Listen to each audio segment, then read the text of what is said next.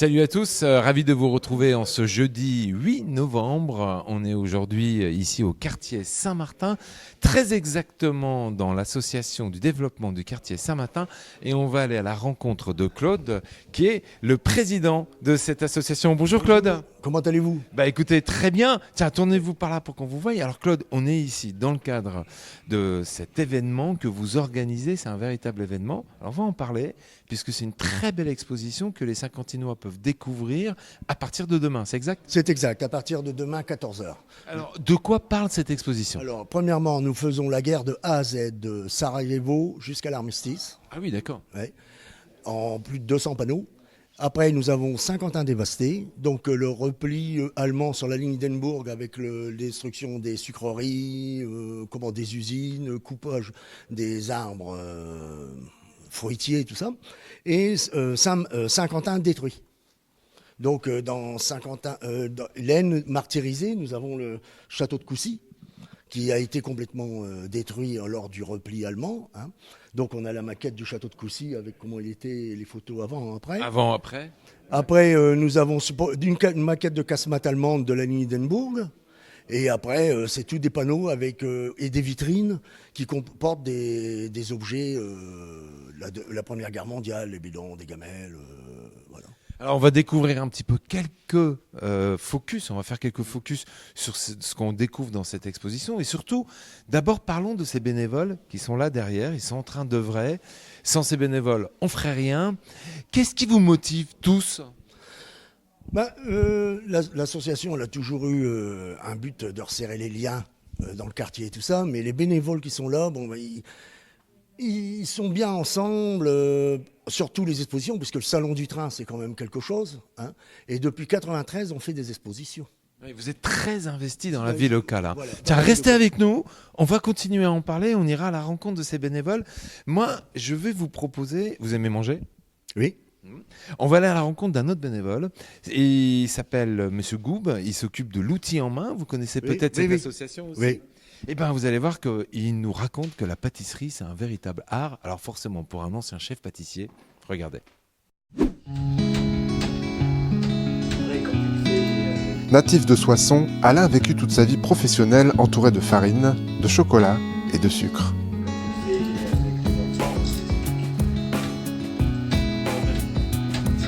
Aujourd'hui à la retraite, il continue de réaliser des chefs-d'œuvre avec une grande maîtrise et un certain savoir-faire. Ce savoir-faire, je l'ai acquis quand j'ai fait mon apprentissage.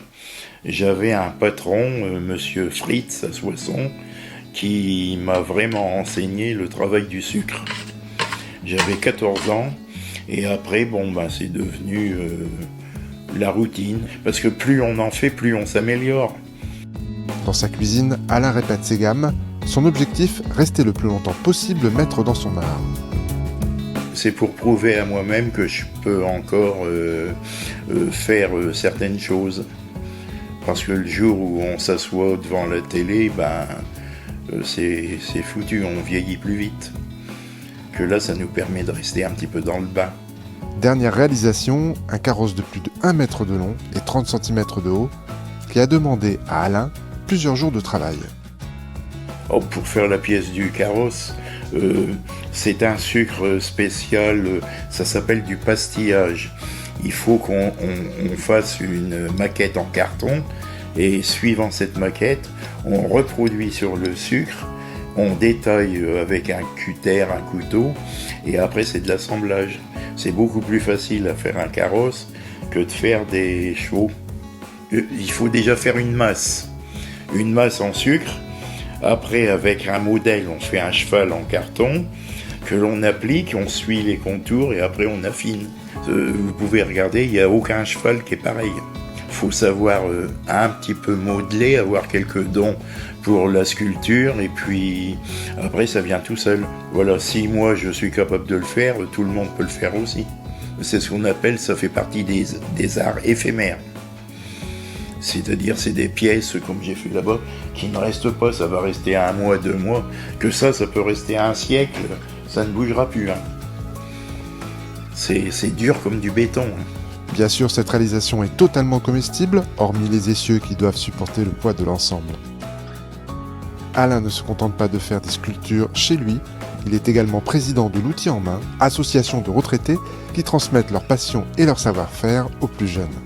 Pour ce maître du sucre, la pâtisserie reste un métier d'avenir pour celui qui veut s'en donner les moyens. Vous avez encore des maisons qui embauchent des gens qui cherchent à faire des pièces justement pour sortir un petit peu des supermarchés et autre chose.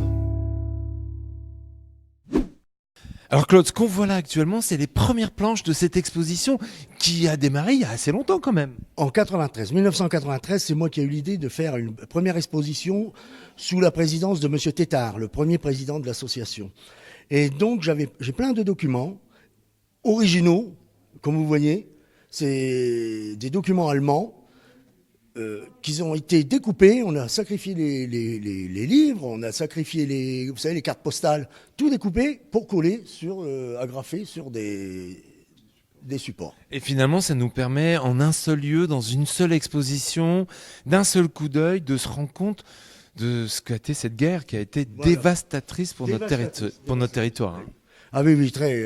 On se rend pas compte, hein. On nous le dit, mais on se rend pas compte. Mais si on vient ici et on voit nos lieux de vie qui nous sont fréquents et habituels aujourd'hui dans leur forme actuelle, et il faut s'imaginer ce que les gens ont vécu. Ah oui. Premièrement, la ville de Saint-Quentin elle a été évacuée et ils ne sont rentrés qu'à partir de 1919, puisque notre marraine, c'est la ville de Lyon. Ouais. Voilà. Donc, tout était démoli.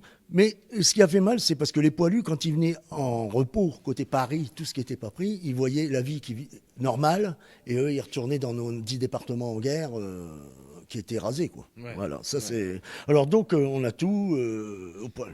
Alors, cette exposition, vous l'avez enrichie au fil des années. Elle a été faite en 93, enchérie en 98, quand on a fait les fortifications avec la ligne Hindenburg, et le mur de l'Atlantique, la ligne Maginot.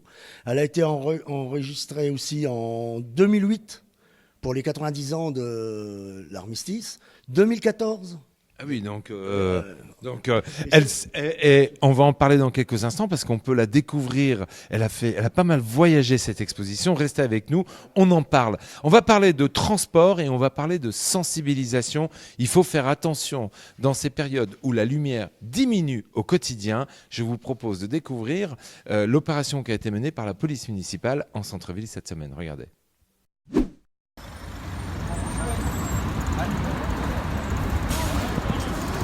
La nuit tombe de plus en plus tôt en cette période de l'année.